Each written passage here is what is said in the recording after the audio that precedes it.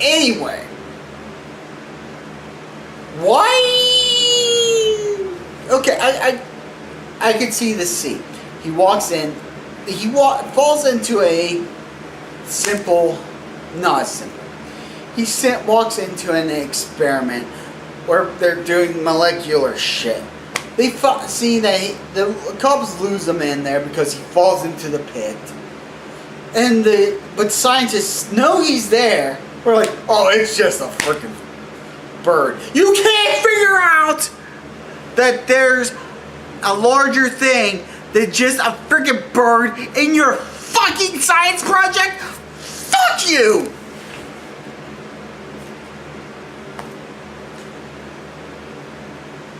Anyway, so they turn the machine on. It starts whirling. He turns into sand. He's basically dead. The cops can't find him. Oh my god. So anyway, of course you know he's not dead, because that would be stupid to introduce your villain and then not have him in it. And as I said, I have to keep repeating this. Sam Raimi has made great movies. He is the guy who brought us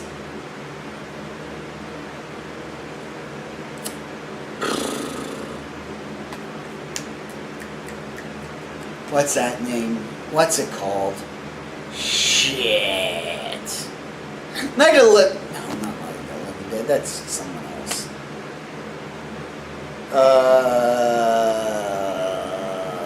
He brought some good movies. I can't remember. Like I said, I'm on my third... I just finished my... I think my third. Mike's Hard, whatever. So I can't remember what the fuck I'm talking about. I can remember the movie. I can't remember everything. Anyway, Sam Raimi has made some great movies and gets a pass, unlike Michael Bay, who's made shit his whole life and doesn't get a pass. So anyway, Sandman. Sandman eventually does make his appearance where he's rising from the thing. After, I have to backtrack here. He visited his freaking family. Another scene that could have been cut out by me. Because who gives a shit about why he's doing this? If he wanted to just... because it's never really mentioned the rest of the movie. Even when he tells Spider-Man, I did this for my daughter, it doesn't make sense. He could have just said, I'm a guy who hit hard times. I'm really sorry for what I did. I realize what I did was not wrong. Was wrong. I'm sorry. Please forgive me. And there you go. Him visiting his family, him visiting his daughter, I'm sorry, could have been cut out.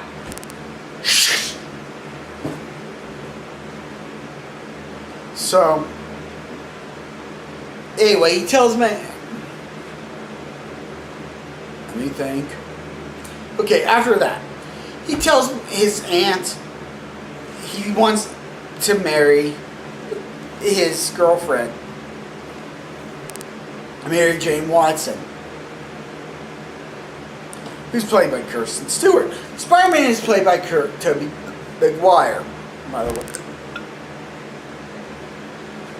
Excuse me. So he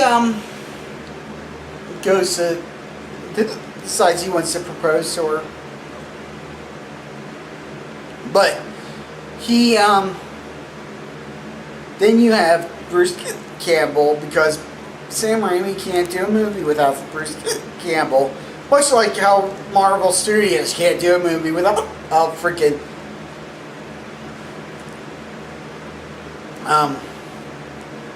Stan Lee. Excuse me a moment. Okay, where was I? Oh yes, Stan Lee. I hate how Stan Lee's in every fucking Marvel Studios video movie. Or it seems like that. Anyway. So yeah, he wants to propose Mary Jane in a scene that could have been another scene that could have been cut out, in my opinion.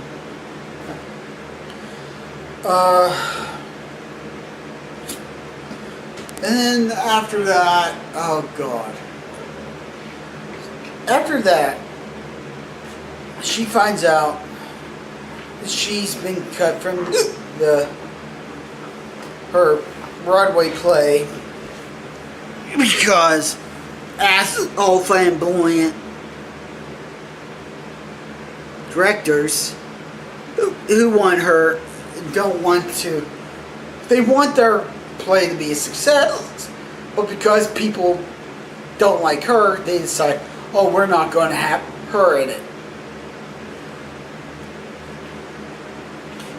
Yeah, this starts the bullshit that I've talked about in this movie. There's no reason for you to just, because really, I mean, I realized this was 10 years ago, and fucking critics nowadays don't mean shit.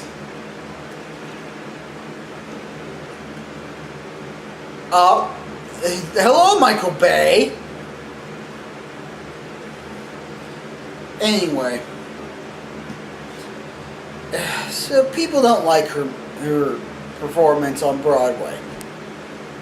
You figure they have to have someone new, rather than just tell Mary Jane, hey, we need you to improve on your singing so you can be heard in the back aisle, or they need you to be just better.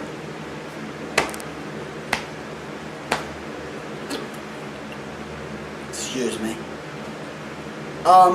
Rather than that, they hire a fucking blonde. Excuse me one moment.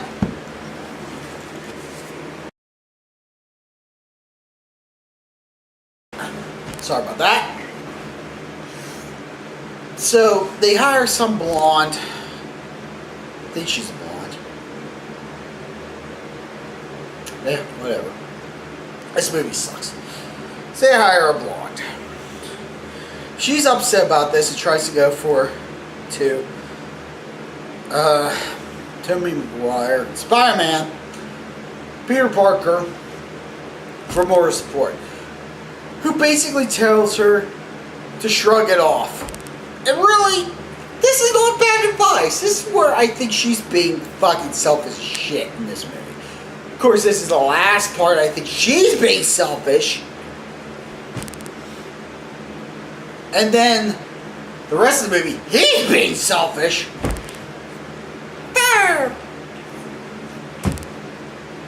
Anyway.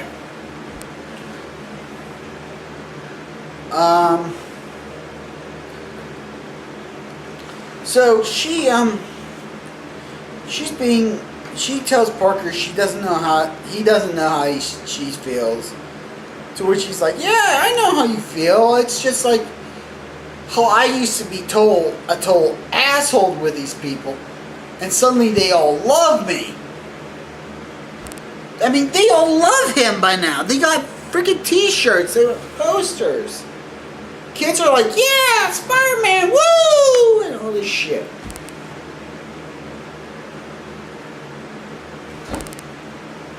I mean, you can't really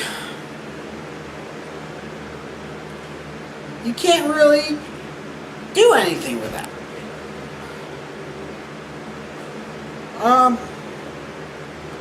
But she doesn't like that. She doesn't like the fact that she's being put on the back burner. And in a way, I can understand that. Anyway, so after that, you get a bunch of that. Then, something happens. One Stacy needs rescuing. And she's telling him all this on the radio band there's like talk about something. And he's like, oh yeah, I gotta go to this. Instead of staying there with his girlfriend of 2 years. I want to stay with her because you don't know what exactly is going on. Like, I know one of you guys, or at least one of you people who watch this, work in New York and stuff like this, so I don't know how far cranes that are stuck on rooftops, I don't even know how to get cranes on rooftops, are supposed to go, but anyway, so he ends up going off. Comes to saying, oh yeah, there's people who need help because of a radio ban. He goes, saves Gwen Stacy, who doesn't need to be in this movie. There's so many characters and scenes that don't need to be in this movie. Gwen Stacy is completely worthless in this movie. Fucking Eddie Brock, completely worthless in this movie. Venom, completely worthless in this movie. Oh my fucking god! Ah! Like, if Sam Raimi was serious about making this movie, I could see why he wouldn't fucking put these characters in this movie.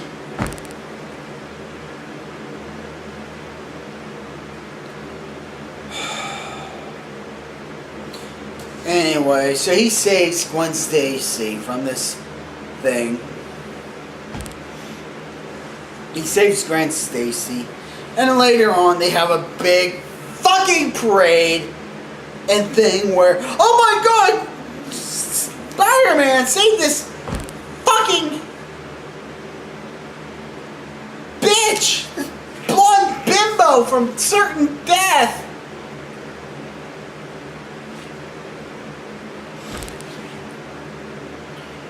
We're probably already at 2 episodes by now. So he saves Gwen Stacy from certain death, and they get a fucking parade for it. For this! Fucking Captain America doesn't get a parade for saving one person. Maybe he gets a parade for saving an entire country, and maybe that's a maybe. Sony.